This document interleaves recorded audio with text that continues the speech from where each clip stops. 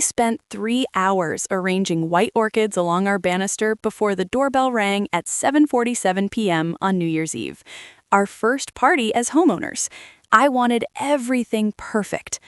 My husband Grant stood in the kitchen, arguing with the caterer about the champagne tower. He wore the navy suit I picked out for him 2 weeks earlier, the one that made his shoulders look broader. We'd been married for 14 months, together for 4 years before that. I was a landscape architect, he ran a physical therapy clinic downtown, and we'd just closed on this craftsman-style house in October. Everything felt like it was finally falling into place. "Babe, they're here," I called out, smoothing down my emerald green dress. The first guests arrived in clusters. My college roommate Delilah showed up with her boyfriend. Grant's business partner, Mitchell, brought his wife.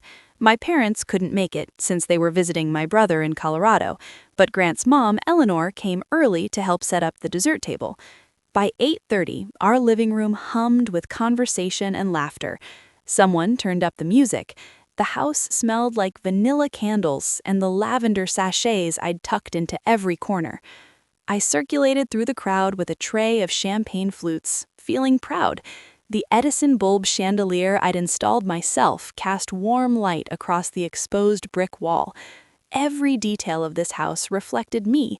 I'd spent months choosing the right shade of gray for the accent wall, hunting down vintage mirrors at estate sales, and testing 17 different throw pillow combinations before settling on the mustard yellow ones currently arranged on our sectional. Grant found me near the fireplace around 9:15. "You did amazing," he said, kissing my temple. "This place looks incredible." "We did amazing," I corrected him, but I glowed under the compliment anyway. That's when the doorbell rang again. I wasn't expecting anyone else. Our guest list was set at 32 people, and I'd counted 31 bodies in our house, plus us. Still, sometimes people brought unexpected plus ones. I headed toward the front door, weaving through conversations about resolutions and vacation plans. I opened the door to a woman I'd never met but somehow instantly recognized. She was tall, probably 5'9" without the heels she was wearing. Blonde hair fell in perfect waves past her shoulders. Her dress was red and fit her like it had been sewn onto her body, but it was her smile that made my chest tighten. Too confident, too familiar with the space she was occupying on my front porch. "Hi, I'm so glad I found the right house," she said brightly. The address was a little hard to see in the dark. "I'm Lydia." The name hit me like cold water. Lydia, Grant's ex-fiancée, the woman he'd been with for 6 years before me, the one who'd left him 3 months before their wedding because she wasn't ready for that kind of commitment. Grant had been devastated. He'd told me all about it on our 5th date, and I'd spent that entire night holding him while he cried over someone who'd shattered him so completely he'd thought he'd never recover. That was 5 years ago. He hadn't mentioned her name in at least 2 years. "I'm sorry, I think there's been a mistake," I managed, my hand still gripping the doorknob. "Oh," she laughed, a sound like wind chimes. "No mistake. Grant invited me. Is he here?" The noise of the party continued behind me. Someone laughed loudly at a joke I couldn't hear. The music shifted to an upbeat remix of a song I usually loved, but all I could focus on was the way Lydia's eyes moved past me, scanning my entryway like she was taking inventory. "Grant invited you?" I repeated slowly. "Yes, we've been talking for a few weeks now. He said you wouldn't mind, that you were really chill about exes." She tilted her head, her smile never wavering. "You are Simone, right?" My name in her mouth felt wrong. "Wait here," I said, and closed the door in her face. I didn't slam it. I wanted to, but our neighbors, the Kowalskis, were probably watching from their window across the street like they always did, and I refused to give them a show. Instead, I clicked it shut gently and turned back toward the party. Grant was by the kitchen island, refilling his drink. Mitchell said something that made him laugh. He looked relaxed, happy, like a man whose ex-fiancée wasn't currently standing on our front porch in a dress that probably cost more than our mortgage payment. I walked toward him, aware of my heartbeat in my ears. The room suddenly felt too hot, too crowded, too loud. "Grant," I said when I reached him, "can I talk to you? Now." He must have heard something in my voice because his smile dropped immediately. "What's wrong?" "Front porch. Now." I didn't wait for him to follow. I walked back through the party, past Delilah, who tried to stop me to compliment the charcuterie board, past Eleanor, who was showing someone photos on her phone. I opened the front door. Lydia was still there, checking her phone. She looked up when the door opened, and her face brightened when she saw Grant behind me. "Grant! Oh my God, hi!" She moved forward like she was going to hug him. I stepped between them. "Someone want to explain what's happening?" I asked, looking directly at my husband. Grant's face had gone pale. His mouth opened, but no sound came out. He stared at Lydia like she was a ghost he'd accidentally summoned. "Lydia, what are you doing here?" "You invited me." She looked between us, her confidence faltering for the first time. "You said you were having a New Year's party, and that I should come by. You said Simone knew all about us reconnecting and that she was fine with it." "Us reconnecting?" I turned to Grant. "What is she talking about?" "I don't—" Grant ran his hair through his hair. "Lydia, I never invited you to our house." "Yes, you did. You texted me 3 days ago." She pulled out her phone, scrolling quickly. "Here, look." She held up her screen. I leaned forward, squinting at the messages in the dim porch light. There were dozens of them. The conversation thread went back weeks, like she'd said. Flirty messages, inside jokes, late-night texts that made my stomach turn. But the number at the top wasn't saved in her phone. It was just digits. "That's not my number," Grant said quietly. "What?" Lydia pulled the phone back, staring at it. "That's not my number," he repeated, louder this time. "I don't know who you've been texting, but it wasn't me." The three of us stood there in a suspended moment. Music from inside spilled out into the cold December night. Someone counted down something, probably the champagne tower I'd spent 40 minutes building earlier. "But," Lydia looked at her phone again, then at Grant. "You knew things, personal things. You talked about the trip we took to Santa Fe. You remembered my cat's name. You knew about my promotion at work." "I didn't," Grant said. His voice sounded hollow. "Lydia, I haven't spoken to you since you left. Not once. I don't even have your current number." "Then who?" Lydia's face changed. The color drained from it. "Oh, God." "Who?" I demanded. She looked at me, and for the first time, I saw something genuine behind her polished exterior. Fear. "I think I need to make a call," she said quietly. "No." I stepped forward. "You need to tell me what's going on right now, because you showed up to my house at my party claiming my husband invited you, and now you're saying someone's been impersonating him for weeks. So either you're lying or something really messed up is happening, and either way, I want answers." Lydia's hands shook slightly as she lowered her phone. She looked at Grant, then back at me. "6 weeks ago, I got a text from a number I didn't recognize," she began. It said, "Hey Lydia, it's Grant. I got a new phone and lost most of my contacts. Is this still your number?" I was surprised because, like Grant said, we haven't talked in years, but I responded, and the person on the other end, they knew everything about our relationship, things I'd never told anyone else. Private jokes, specific memories. "So you just believed it was him?" I asked incredulously. "I video called once," Lydia said defensively, "but it was dark and the connection was bad, and it was only for like 30 seconds before it cut out. The person was wearing a hat and the camera was angled weird, but I heard Grant's voice, or I thought I heard Grant's voice." Grant's jaw clenched. "Someone's been catfishing you, using my identity." "But who would do that?" asked Lydia. "Who would know enough about both of us to pull this off?" The question hung in the cold air between us. I thought about the texts she'd shown us, the invitation to tonight's party, the careful manipulation that had brought Grant's ex-fiancée to our doorstep on New Year's Eve, perfectly timed to cause maximum damage. Someone wanted to ruin our night, our marriage, our fresh start in this house I'd worked so hard to make into a home. Someone who knew Grant well enough to mimic his texting style. Someone who had access to details about his past relationship. Someone who knew we were throwing this party. The guest list ran through my mind. 32 people, all invited, all trusted. I think, I said slowly, we need to figure out who's inside my house right now that wanted this to happen. Grant looked at me, and I saw my own realization reflected in his eyes. Someone at this party orchestrated everything, and they're in there right now, probably watching to see if their plan had worked.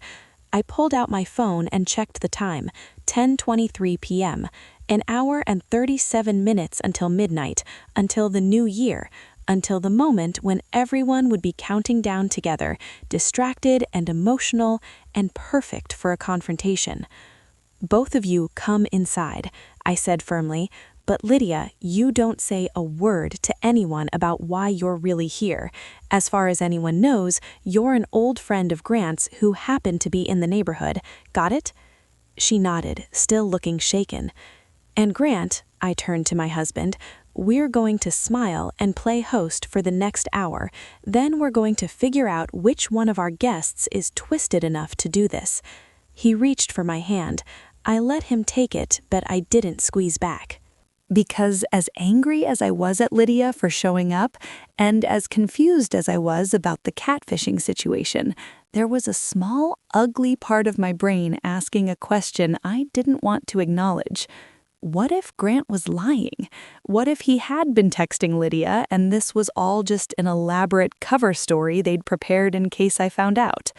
I pushed the thought away as we walked back into the party, but it stayed there, festering in the back of my mind like a wound that wouldn't close. Delilah grabbed my arm the moment I stepped inside. "Everything okay? You looked stressed when you ran out." "Everything's fine," I said automatically. "Just a surprise guest. You remember Grant mentioning Lydia, old friend from college?" The lie came out smooth. Too smooth. I hated how easy it was. Delilah's eyes widened slightly when she saw Lydia behind us, but she recovered quickly. "Oh, nice to meet you." I watched Lydia smile and shake hands and accept a glass of champagne from Mitchell. She played the part perfectly. Too perfectly. Like she'd been rehearsing. Grant stuck close to my side, but I could feel the tension radiating off him. His jaw stayed tight, his knuckles were white around his drink. Eleanor approached us around 10:45, her face concerned. "Sweetheart, are you feeling all right? You look pale." "Just a headache," I lied again. Too much excitement. She patted my arm sympathetically and moved on to refill the dessert table. I scanned the room, studying faces. Mitchell and his wife Sarah stood by the fireplace. They'd known Grant for 8 years, since before he met me. Mitchell was his business partner. He'd have access to Grant's schedule, his contacts, maybe even his old phone if Grant had left it at the clinic. Delilah was my best friend since freshman year. She knew everything about my relationship with Grant, including all the messy details about Lydia. She'd been the one I'd called crying after I'd met Grant's parents for the first time, and his mother had accidentally shown me photos from Grant and Lydia's relationship. Could she be harboring some twisted jealousy I'd never noticed? Then there was Kyle, Grant's college roommate, standing by the kitchen island. He'd introduced us, actually, set us up on a blind date that I'd almost canceled. He'd been at Grant's side through the worst of the Lydia breakup. He knew details. Personal details. My phone buzzed in my clutch. I pulled it out, expecting a text from my mom checking in on the party. Instead, it was from an unknown number. "Having fun playing detective? You're looking at the wrong people. Want a hint? Check Grant's coat pocket, the black one hanging by the door. The evidence you're looking for is in the inside left pocket. A friend." My blood turned to ice. I stared at the text message until the screen blurred. Around me, the party continued. Someone laughed. Glass clinked against glass. Grant's black coat, the wool one he'd worn to his clinic's holiday party last week, it was hanging by the front door right now. "I need air," I said to no one in particular, and walked toward the entryway. My hands trembled as I reached the coat rack. I pulled Grant's jacket free and slipped my hand into the inside left pocket. My fingers closed around something small and rectangular, a phone, but not Grant's phone. This was an older Android model with a cracked screen protector. I turned it on. No passcode required. The conversation thread with Lydia filled the screen. Weeks of messages, just like she'd shown us. And at the top, a message sent at 6:53 p.m. tonight. "Can't wait to see you tonight. Simone's going to be so surprised when she meets you." Someone had planted it. But when? And who had access to his coat? I scrolled through the messages. They started exactly 6 weeks ago. But something felt off. Then I saw it. A message from 4 weeks ago. "Remember that night at Mitchell's cabin when we watched the meteor shower from the dock and you said you'd never felt more alive?" I knew that story, but it wasn't Grant's memory. It was Mitchell's. He'd told that exact story at our rehearsal dinner about a trip with his wife Sarah to their family cabin. My heart rate picked up. Another message from 3 weeks ago. I was going through old photos and found the one of us at that restaurant in Portland, the one with the hanging plants everywhere.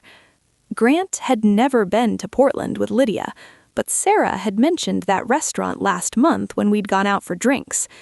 The messages were using details from other people's lives, piecing together a fake history. I heard footsteps and spun around, shoving the phone into my pocket. Grant stood there, his face drawn with worry. "Simone, what are you doing? Who's been near your coat today?" "What?" He looked confused.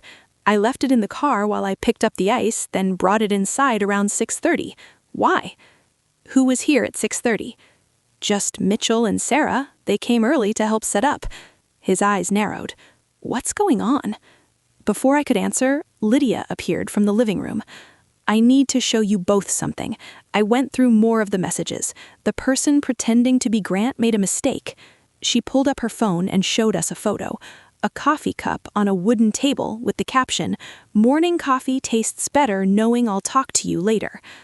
"Look at the reflection in the window behind the cup," Lydia said, zooming in. In the blurry reflection, the background was clear. Distinctive teal walls, a large abstract painting with gold frames, a potted fiddle-leaf trig tree. That's Mitchell's office at the clinic. The three of us stood in the entryway as the realization settled over us. The party noise became muffled, distant. "Mitchell?" I said. "Your business partner, Mitchell?" Grant's face looked like someone had punched him. That doesn't make sense. But even as he said it, I saw the doubt in his eyes. Mitchell, who had access to Grant's schedule, his contacts, his personal space. Mitchell, who'd known Lydia and would remember details about them. Mitchell, who'd arrived early tonight with opportunity to plant the phone. "There's more," Lydia said. "The person texting me knew specific financial things about your business. They mentioned the clinic was struggling, that you were considering selling your half." Grant's face hardened. "The clinic isn't struggling, but Mitchell has been pushing to expand to a second location. I said no because I didn't want to take on that much debt. We've been arguing about it for months." The pieces clicked together. Mitchell wanted to expand. Grant was blocking him. So Mitchell created a scheme to destroy Grant's marriage and force him out of the partnership. "We need proof. Real proof. If we accuse him without evidence, he'll just deny everything." "The phone," I said suddenly. "Whoever set this up had to purchase it. There's a digital trail." "I have access to his email," Grant interrupted. "We share a business account for the clinic." We moved to Grant's home office. He opened his laptop and pulled up the clinic's shared email account. It took less than 5 minutes. An email from 4 days before Christmas, a receipt from a prepaid phone purchased at an electronics store, accidentally forwarded to the business account. "Got him," Grant said quietly. But I was looking at something else. Another email, dated 2 weeks earlier, from a private investigator.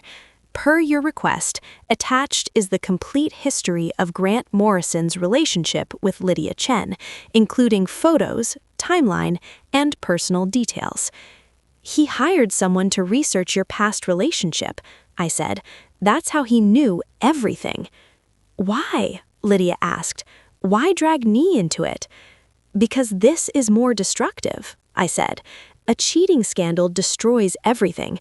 Grant's marriage falls apart. He's emotionally devastated.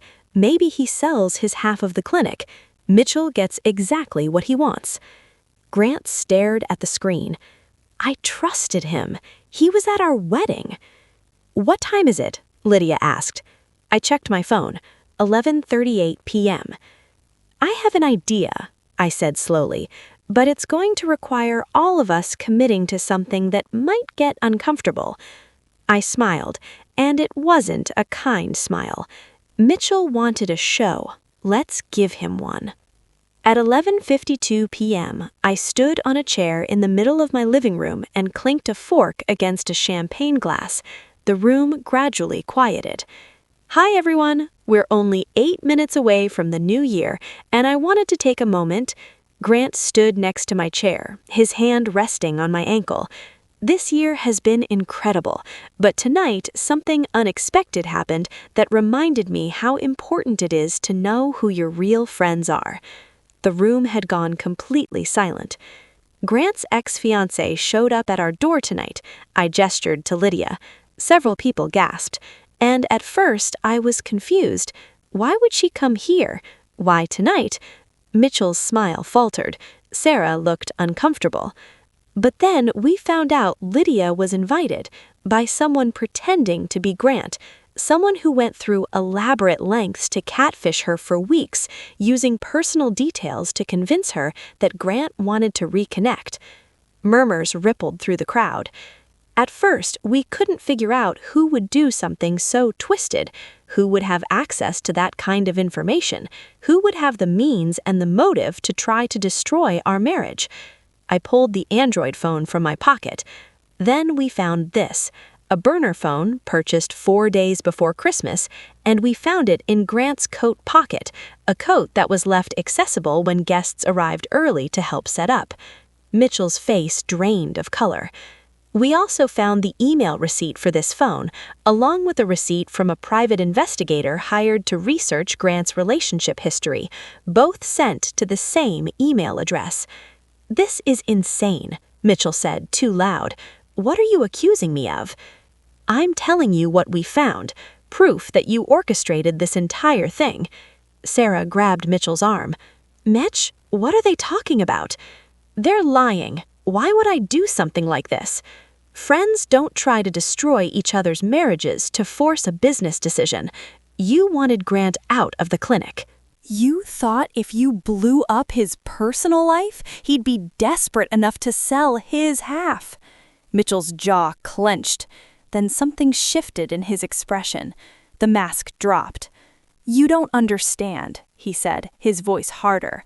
"I've worked just as hard as you, Grant, but you get to coast on your ethics while real opportunities pass us by. That second location would have doubled our revenue, but you were too scared." "So you tried to ruin my life?" Grant's voice rose. "You brought my ex-fiancée to my house because I disagreed with a business decision?" "I did what I had to do. You've been holding me back for years." Sarah stepped away from him, horrified. "You actually did this? We're leaving, right now." "Yes, you are," I said firmly. "Get out of my house." Mitchell's face twisted with anger. "You can't just—" "I can. This is my home. You orchestrated a scheme to destroy my marriage. So yes, I absolutely can tell you to get out." The room was frozen, 30 people watching a train wreck. Eleanor broke the silence. "You should leave, Mitchell." Mitchell grabbed his coat, his movements jerky. As they headed toward the door, he turned back. "You'll regret this, Grant. The clinic." "Consider this your official notice," Grant said. "I want to buy you out. We'll have lawyers draw up the paperwork next week." "You can't afford to buy me out."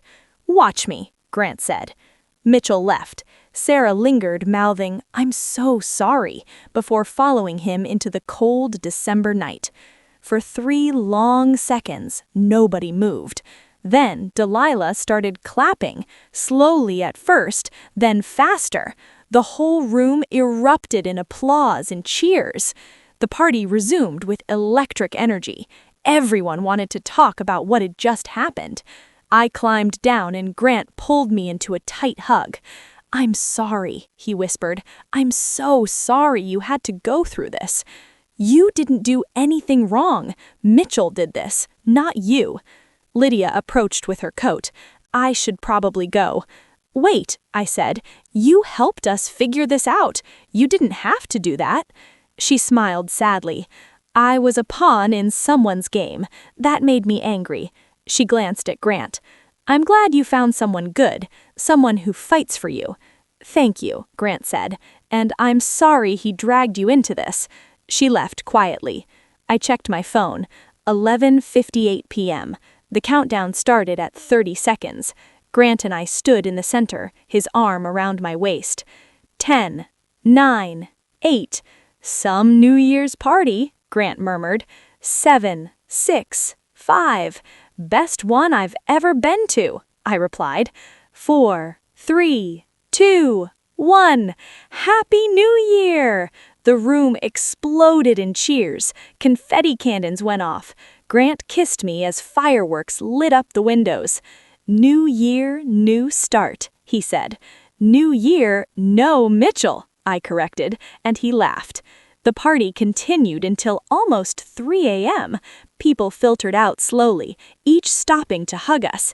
Finally, it was just us in our living room, surrounded by empty glasses and confetti. "We should probably clean this up," Grant said. "Tomorrow," I said firmly. "Tonight, we're going to bed, and tomorrow we'll start figuring out how to buy Mitchell out. He's going to make it difficult. Let him try. We just exposed him in front of 30 witnesses. We have evidence. If he wants to fight dirty, we'll bury him." Grant looked at me with something like awe. "You're terrifying when you're angry." We headed upstairs. The house felt lighter, like we'd exorcised a demon we hadn't known was lurking. My phone buzzed. A text from Delilah. "That was insane. You're a legend. Happy New Year, you magnificent disaster." I smiled and climbed into bed. Grant pulled me close. "Thank you," he said quietly, "for believing me. When you found that phone, I saw your face. You weren't sure, but you still gave me a chance to explain." "I trust you," I said simply. "Not blindly, but enough to hear you out when things don't make sense. That's what marriage is, right? Though hopefully most marriages don't involve catfishing schemes orchestrated by vengeful business partners." "We can dream," I said, and he laughed. Outside, the neighborhood had finally quieted. The first minutes of the new year felt peaceful, clean. I fell asleep thinking about the look on Mitchell's face when everyone had started clapping, the moment he'd realized his scheme had backfired spectacularly. Grant's ex had shown up to our New Year's party, but she hadn't been the disaster I'd feared. She'd been the key to unraveling a betrayal we might never have discovered otherwise. A new beginning, a fresh start, a reminder that we were stronger than whatever tried to tear us apart.